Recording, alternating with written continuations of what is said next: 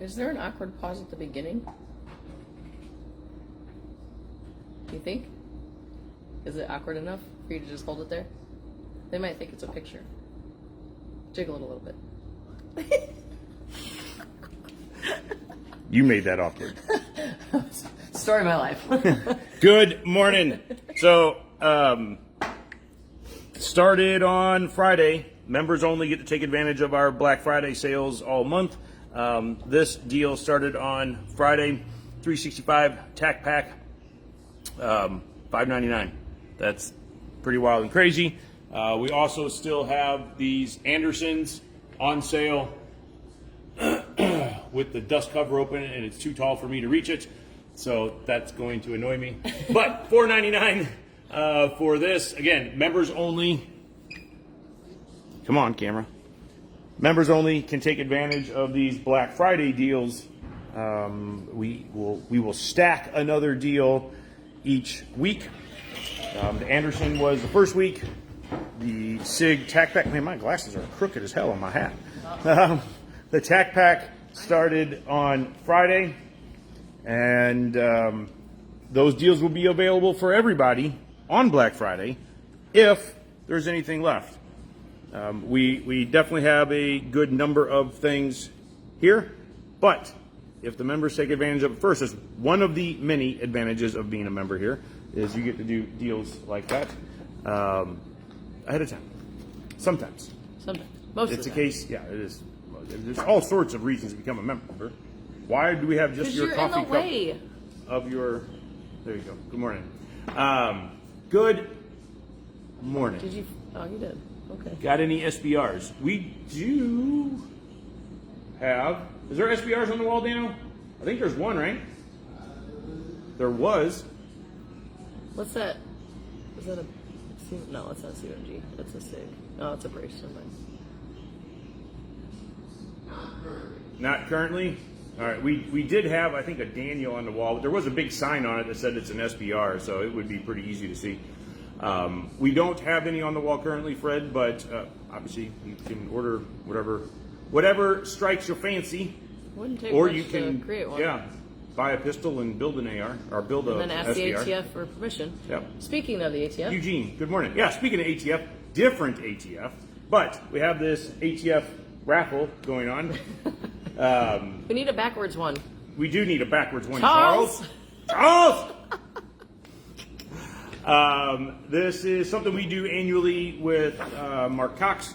97.1. Yep, the alcohol, tobacco, and firearms raffle. You can go on our website and get signed up for it. You can text responder to 33100, and they'll respond with a link. Or you can come in here, scan the QR code. We have a tablet in here, you can fill stuff out. Buy tickets, and if the first person that wins gets their choice of one of these three prizes. The alcohol portion is a basket of bourbon worth over $1,500. That sounds delicious. The tobacco is an evening for 10 at Lit Cigar Lounge, a bottle of bourbon and cigars for the evening. Estimated value over $1,000, and then the firearm portion is something that we donated to the cause. CMMG Descent. That doesn't make sense. I'm pretty sure it's a 9mm, but that's Or it's a wrong. 7.62. It's okay. Yeah. Either way, you get Charles! We gotta fix this. I'm pretty sure the giveaway rifle is a Descent 9mm. We have it listed as two different things on this piece of paper. Blame Charles. I do blame Charles. It's over $2,000 prize pack. So CMG's been flying off the shelf lately. they have been. It's awesome. Yes. They're fantastic guns. It's like, you have different levels of them, but you have somebody hold one and charge it or just handle it, pull the trigger on it, okay, put that one away, and then you grab another one, you try that one, and then you grab the CMG, and you're like, oh, okay. This is what I want. I can see why. Yeah. And it's cool if you didn't know, and I think most of the people that watch this most likely do, but if you didn't know, CMMG is somewhat local to us. They're just north in Boonville. I don't think you gotta say it like that. Around here, I'm sure it's Boonville. Boonville. Strap my boots on. Boonville. Boonville. Missouri, just north of Columbia. You didn't even say Missouri. Like, you're gonna put all the accent on the Boonville and not do a Missouri. How the hell do you say it? Boonville. Boonville. Boonville. Boonville. Boonville. I lived in North Carolina too long. The Villes are Villes. Louisville? Yeah, no, that's not North Carolina. I know, but it's still... But it's still Louisville, yes. Anyway, why do we always have these I conversations don't know. about Because grammar? of you. Oh. It's all your fault. Okay, I'll take it. Anyway, they're a good company, good people. They build some awesome rifles and pistols. Yeah, you should have them as well. So there's your chance. You can enter this. Tickets are 10 tickets for $10. 10 Dickens. I was not even... Oh my gosh. It's your fault. 27 tickets for $25. 55 tickets for $50, and so on. You can get up to 580 tickets for $500 or 1,200 tickets for $1,000. Wow. That's pretty awesome. That's really awesome. Yeah. Do you remember what we did last year? Because I feel like we did pretty good last year. You bought me 1,000 tickets. Oh, right. $1,000 I worth of forgot tickets. about that. Yeah, so I appreciate you doing that And again. you still for me this lost. year. Yeah. Well, that's okay. Goes to a good cause. Yeah. So anyway, that's going on through some time. I don't remember how long. That means you got to get on it fast. You do. Do it now. Again, if you want to do it right this moment, text responder to 33100, and we'll. Hi, Vincent. Bye, Vincent. I was wondering how this is going to go. Goodbye. We kicked Vinny out of the live this morning. We wouldn't let him do it. We had to wait until after his class started so that we would do a live. You can also donate to Forces for Food, as always. Yep. And so Toys for Tots. yeah, we have. Let's go show the Toys for Tots. Kicking me There's out. I'll Stick around. We're on a 2-minute break. All right. How much can you get done in 2 minutes, Vinny? Yeah, not very much. Challenge accepted, was what I was waiting to hear. All right. So we have these up here for the Toys for Tots. Please make sure. Hey, Liz. Is that one of our guys? I don't know. Yep, it sure is. New unwrapped toys. You can see that there's nothing there.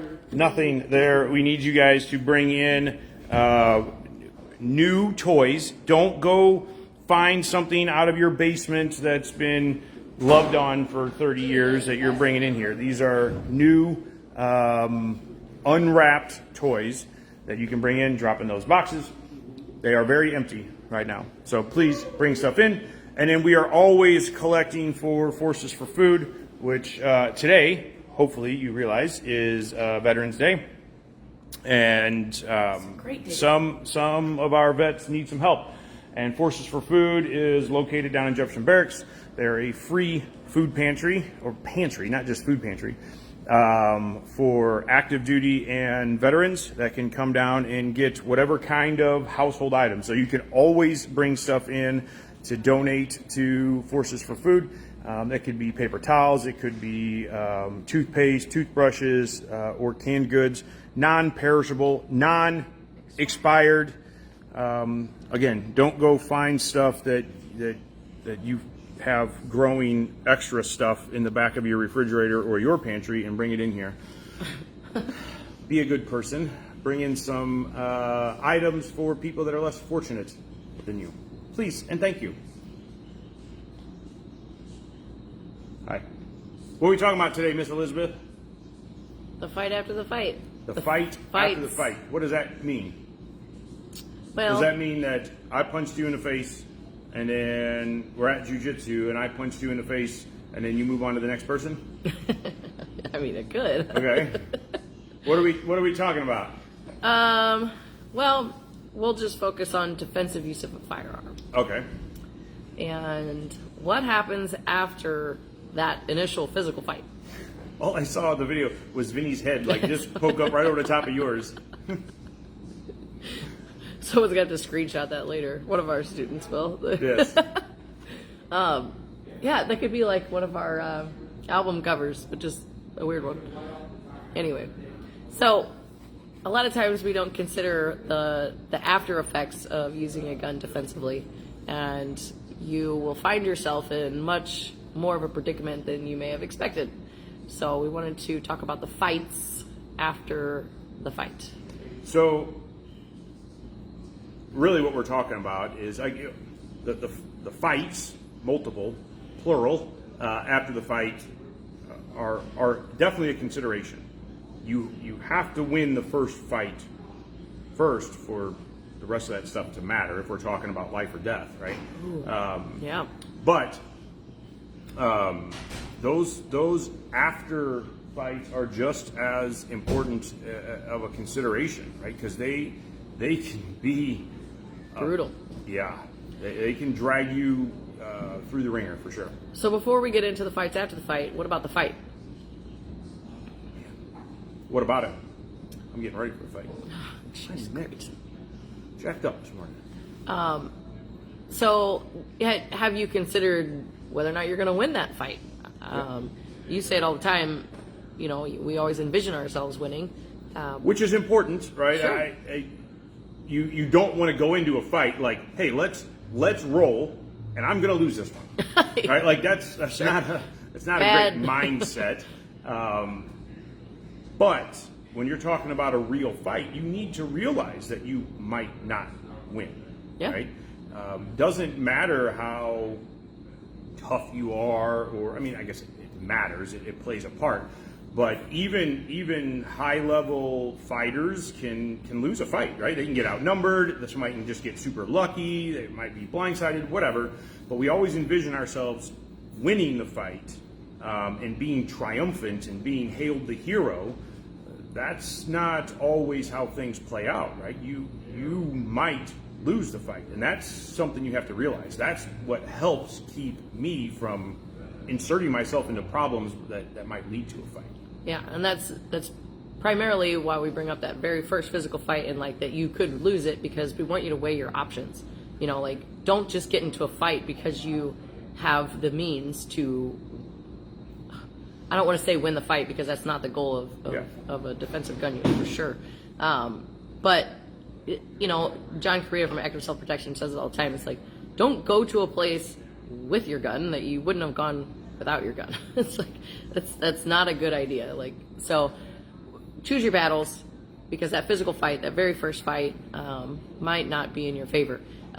You could see something as simple as, you know, somebody yells at you for, you know, parking in their spot or something, and you yell back and they punch you in the face, right? Like, you don't expect that. And let's just say it ends there. It doesn't escalate past that. But now it sucks to get punched in the face, especially if you get hit by somebody who can actually throw a punch. And maybe you got a black eye, maybe you busted your nose, maybe it just freaking hurts. Yeah. That sucks, right? And that would not have happened if you hadn't spouted off to them. Sure. Right? Now, does that mean you should let people walk all over you? No, not necessarily. If you need to defend yourself, that's fine. But just understand that there's a lot of situations it's just not. It doesn't matter. That's really what it comes down to. A lot of times, the argument is over nothing, over a parking spot, or the last jug of milk, or you didn't put this back up. So let me just freaking tell you something real quick. Oh, because this just Belt Fed Monday. Oh boy. And I've used this one on Belt Fed Monday before. I was at the grocery store last night. Cindy and I. And this lovely young lady, I'm sure she's a very nice person, she's walking towards us. We're going down the aisle on the right side of the aisle. She's coming towards us, puts her cart in front of us, stops, and then goes to the other side of the aisle to get things. And she's like, And there's somebody following her down. And you see the person who was following her down with their own cart was like, what the hell are you doing? Right? Get the hell out of the way. If you need stuff on the right side of the aisle, go to the right side of the aisle, you and the cart. If you need stuff on the left side of the aisle, bring your cart over there too. So the traffic can flow, and things can go, and we can give each other high fives as we go by. But no, you got to block the whole thing because you're so freaking important. It's like Anyway, sorry. It's like you're driving. That was a total squirrel moment, but it just reminded me of that yesterday. And it was so funny. The lady who was behind the person who blocked traffic was just like, what the hell are you doing? I mean, literally, she came up and it was like, her cart was like, Ring.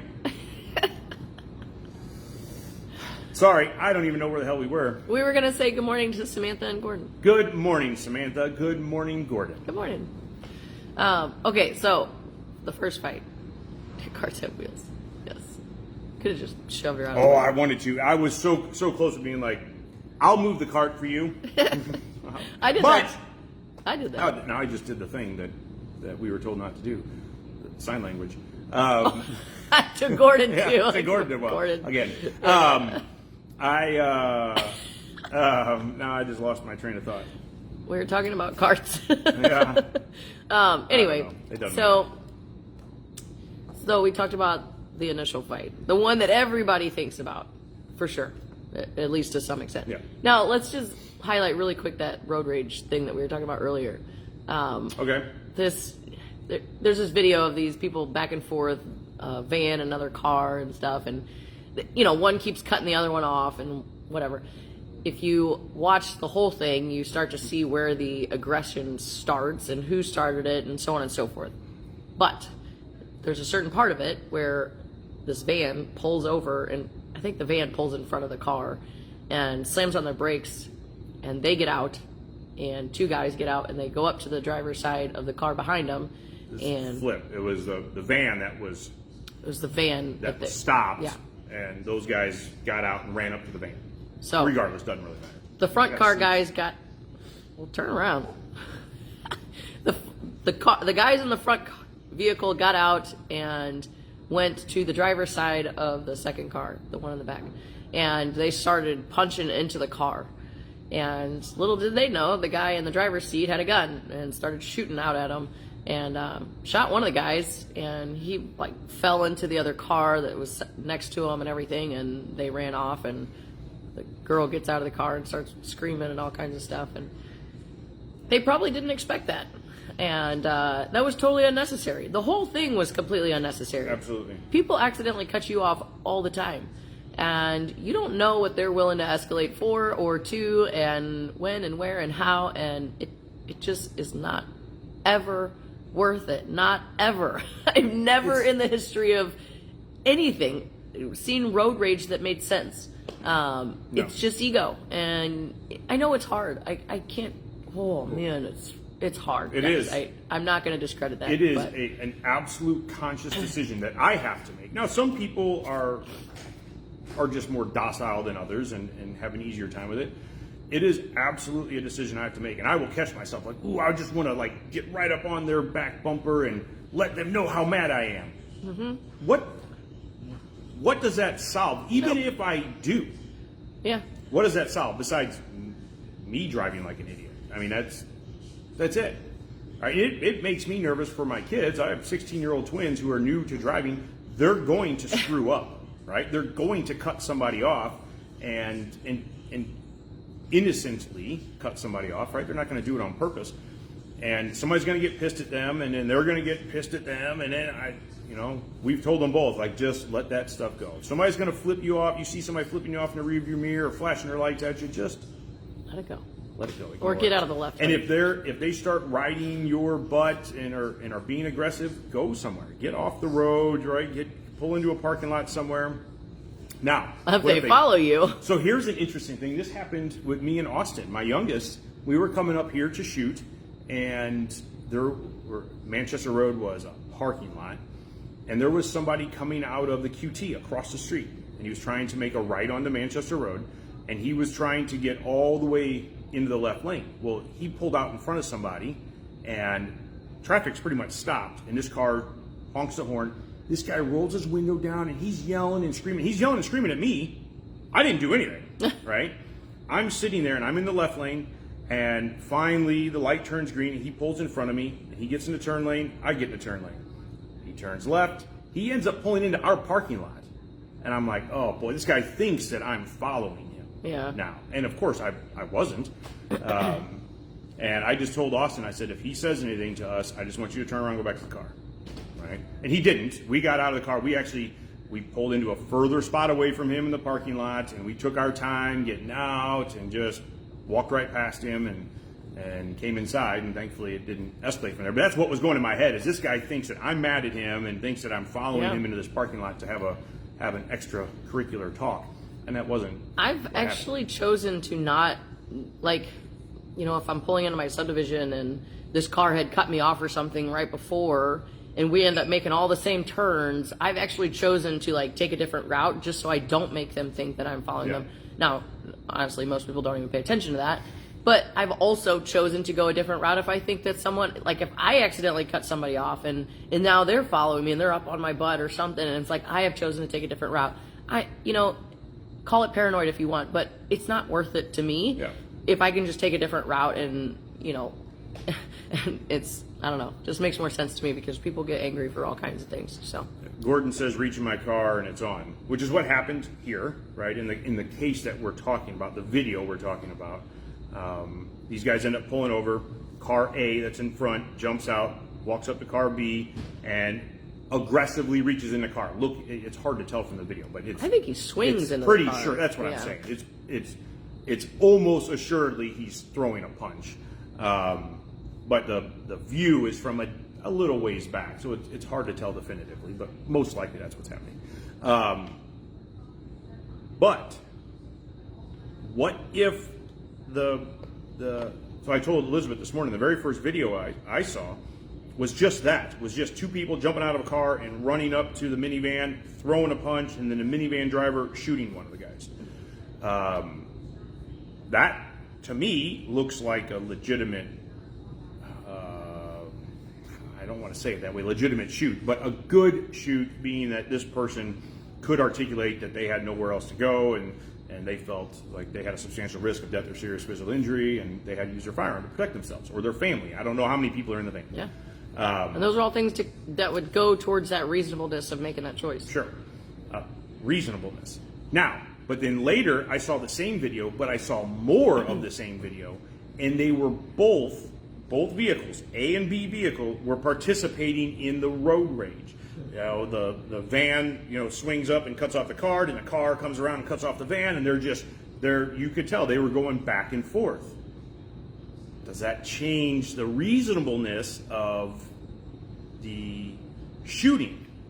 I don't know, because what that really brings up is that you haven't seen the whole thing. Right. And that things can change. If you are an active participant in this whole thing, it could definitely be viewed that you caused the escalation, right? And then now, if you caused the escalation, you're not an innocent party anymore. That shoot could be no good. Yeah. And then there's a whole, both ways, whether the shoot's good or not. There's a whole bunch of fights that come after that fight, which we'll talk about in a second. Sorry, go ahead. I cut you off a couple times. I apologize. It's okay. I forgot all those things because that's what happens. Okay. But it's okay. So the fights after that. So let's say that whatever the situation was, let's say it's a justified situation. Somebody comes into your house, kicks in your door, they got a gun in your hand and in their hand, and you had to use lethal force to defend you and your family. It's a pretty basic outline of a very justified encounter. Let's just say all that happened, and now the cops show up and you're arrested because you using a gun in any way like that is going to get you to go down to the precinct, and you're going to have to give a statement or call your attorney to help you give a statement. But anyway, you have the fight after the fight. But I want to highlight something. Recently I heard a video about what it's like to be in that spot right there after using force or after causing something where you're going to be heavily questioned on something like that. You sit with yourself for a very long time, in the car by yourself. You sit in the on purpose. Yeah, and you sit there with yourself, and you have nothing. You don't get your phone. You don't get anything. You don't look at anything. You're there by yourself. and you're reliving all this in your head, building all kinds of anxiety. So that moment is a fight in and of itself right there, because you're going to want to talk, you're going to want to say all these things. You feel challenged. All these emotions are going to come out, and that's really important that you recognize that challenge right there.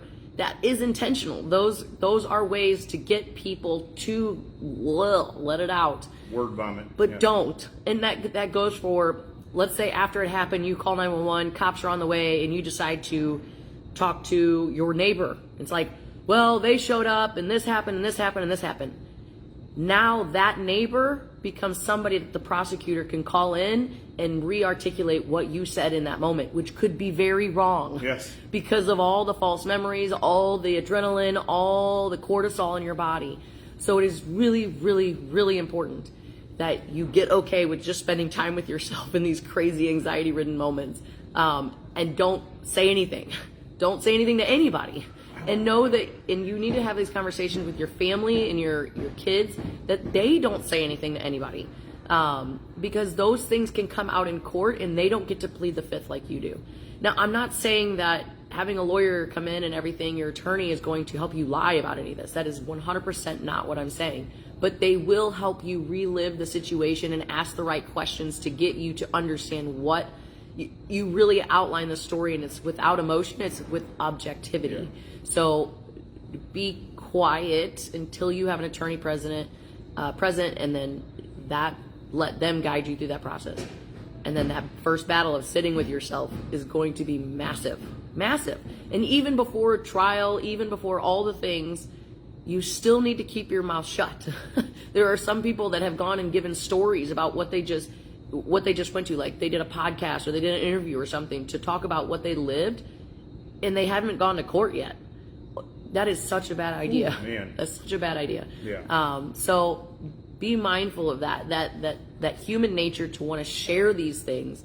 To justify. Absolutely. Right? In your head, you know you were in the right, so you're just trying to make everybody else believe it. And here's something else people do, and I don't remember if I heard Assad talk about this, or if I heard this in verbal judo, or where it was, but people, and it's 100% true, but people will lie about things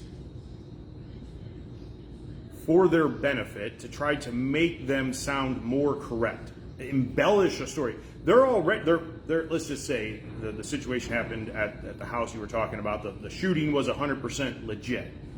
But then they'll add details that aren't true to try to make it sound more legit. Yeah, right? They were 3 yards away. Yeah. It's like you are not measuring in the moment. Yeah, you don't need to do that, right? Don't make stuff up. Okay, even if you think it's going to help your story, as soon as they find out that that's not true, well, now you're a liar, and everything starts getting questioned. And these are the things that are important that hopefully your attorney understands and just gives the objective details, not subjective information that you want to share. Right? They're going to give just what is needed. And an interesting thing that I just kind of thought about is if you think about listening to one of your kids tell a very excited story about something that happened, and they're missing things, or they're forgetting about this one thing that happened or whatever, and then you, as the level-headed parent, relay the story on to somebody else. That's what your attorney's doing. Sure. They're taking all that information and giving relevant, objective details to the police. Without emotion. Yeah. And so yesterday I posted, and this goes towards giving objective things. So yesterday I posted a video of these two guys in a gym, and they were fighting essentially. And there's a lot of body language in it, And so I posted it on our Lady Sentinel Facebook, and I was like, give me objective details about this. If this guy was coming at you, what objective things, details could you tell me as somebody who was not there that would put me in that place? Well, his facial expression, he looked angry. That's a subjective thing, right? If I say he looked angry, well, That's just my face. My face. He's got resting angry face, right? But you can articulate these things. Yeah, exactly. You can articulate these things better by saying, well, his jaw was clenched, his fists were tight, he was lunging at me, like all these objective things. So start to look at things like that in your world and try to articulate those things. You can just watch people. It's really fascinating. And try to, let's say you see somebody standing in a certain way, like they're all rigid and tense and everything. If you're trying to figure out the way that they feel, I don't know, put yourself in that same position and see what it feels like. And then you can kind of start to, like, oh, okay, well, his fists are tight and there's scowling and, those sorts of things. So you can start to read body language a little bit better. So. Dang it, I had something I was going to say. Oh, I don't remember. I saw the post, but I don't remember. Did you ask them, or did you, I don't even know how I want to word it. How did you articulate objective versus subjective? I mean, did you ask that? I did. I asked. I don't want to. It's not about the sequence of events or anything like that. So it wasn't like, well, this happened and then this happened and this happened and then this happened. It wasn't about that. It was, if this same guy was coming at you, what ways could you put me in your spot without seeing a video? Like, how could you... If you were trying to explain to me who wasn't there over the phone. Yeah. Yeah. Okay. Yeah, that's a big thing to think about is, like, if you say, well, he looked mad. What does mad look like? Well, he looked sad. What does sad look like? That's what we're talking about here. If you're trying to... I talked about it this morning. We got talking about dogs. Vinny was talking about his dog and being a little baby and all this stuff. And my wife's got a great picture of our dog just being the most pathetic looking thing ever.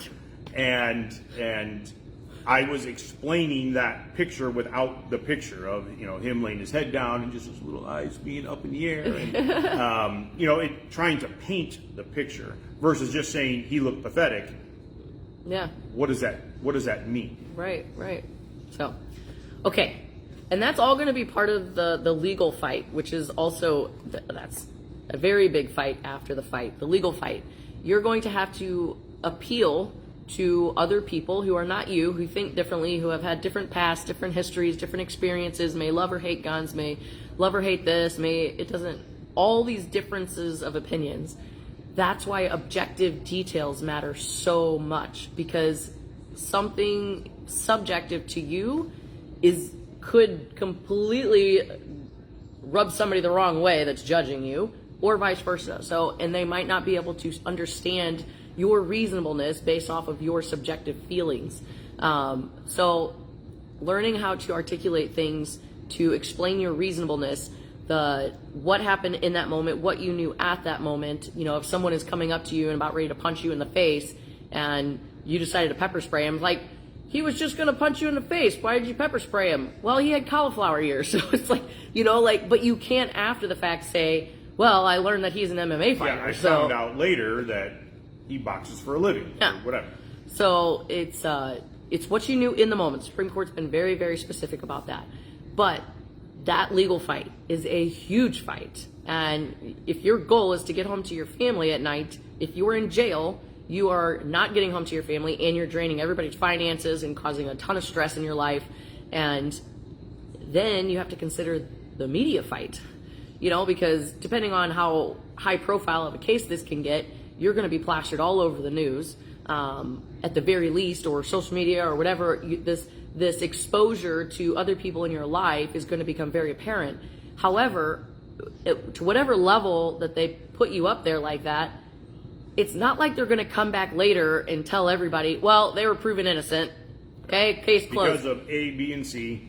And even if they did, that's only going to be seen by this many people versus this many people who saw it.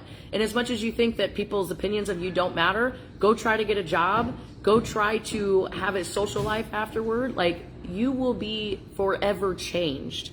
So the fights after the fights are massive, especially this day and age with social media and how fast information travels.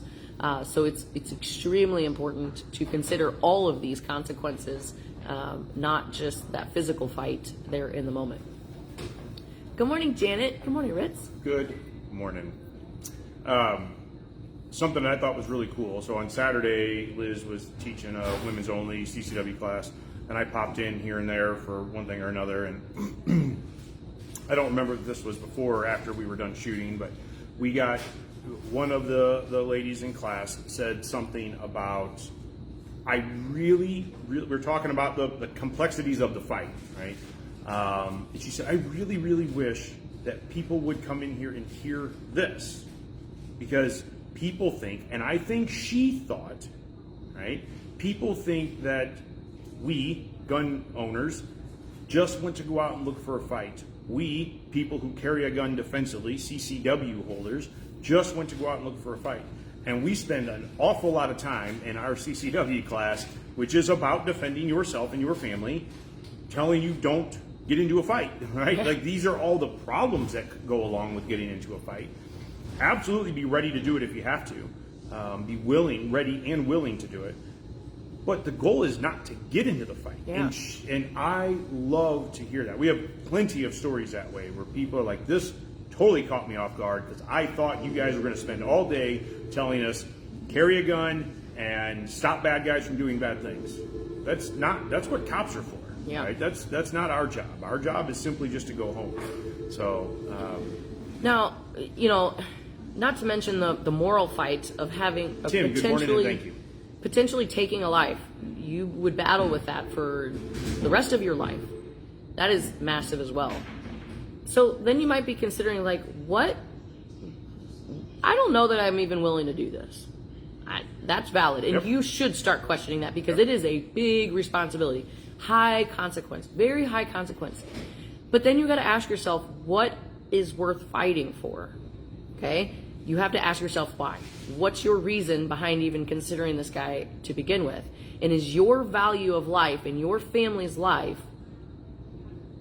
better and higher than their desire to hurt you? That you really got to put that into perspective, because you need to understand the consequences and how high those are. Massive amounts of consequences. But then you have to think about the consequences of losing your life or your family's life. Yeah. Yes. So, all things considered, everything is a sacrifice. Everything in life is a sacrifice.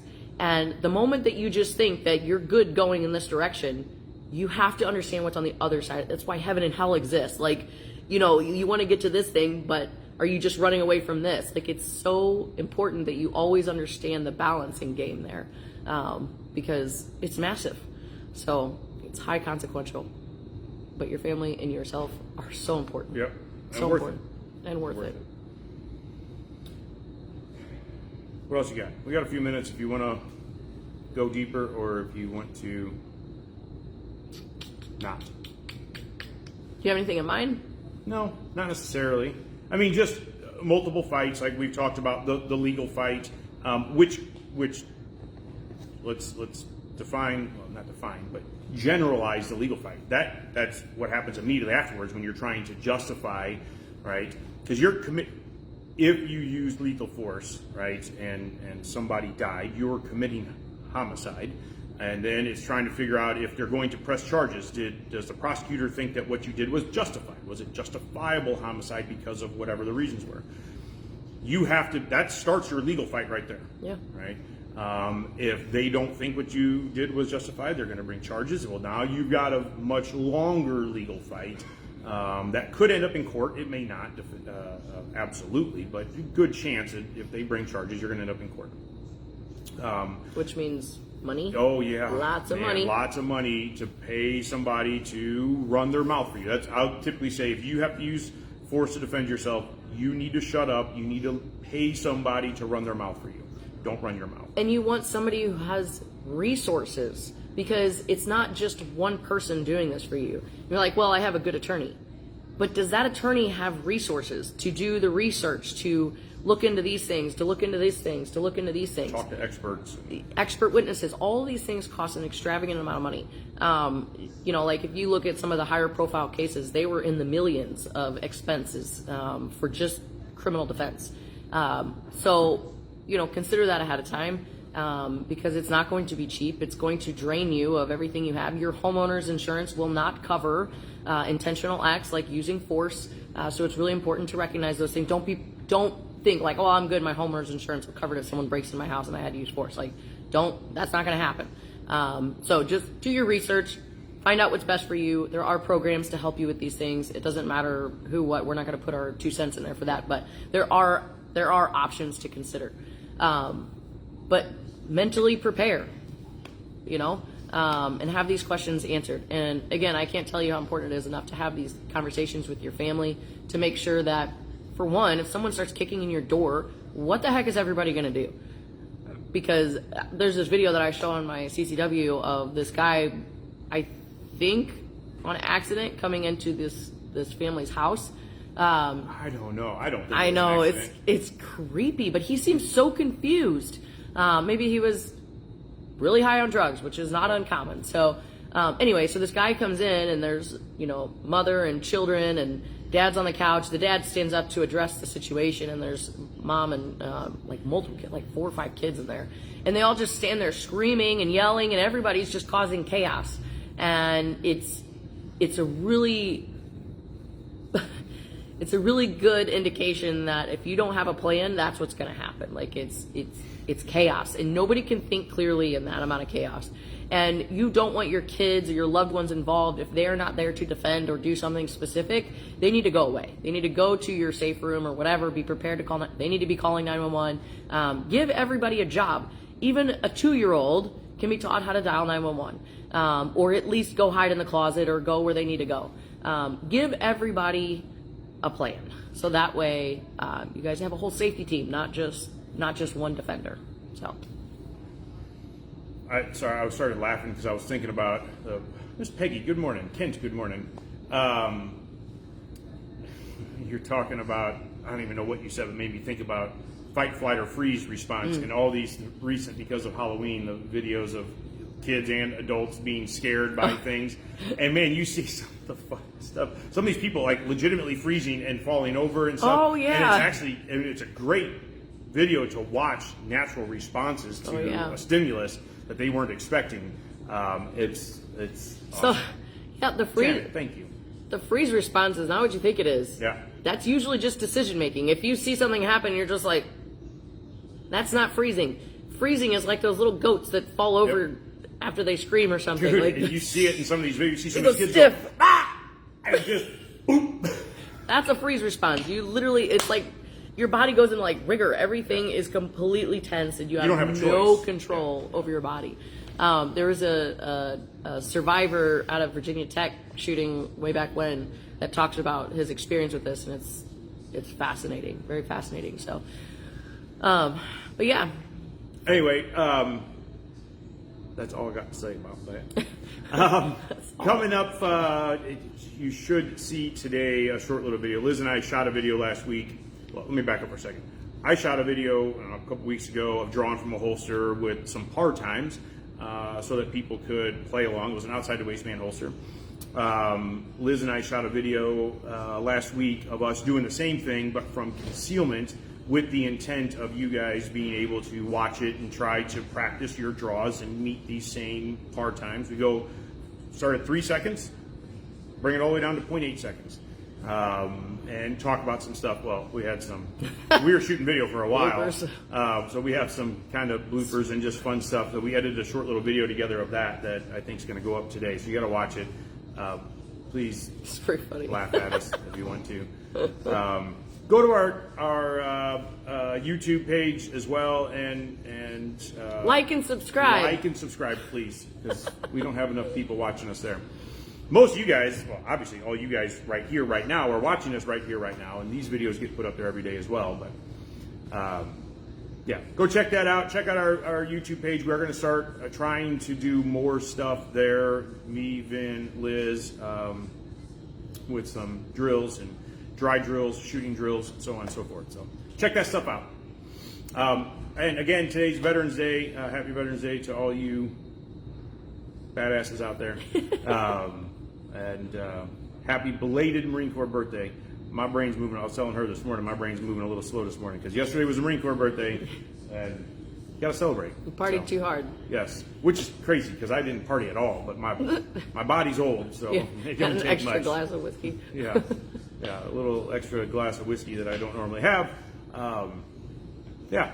Anyway, happy birthday, Marines. Happy Veterans Day to all you guys.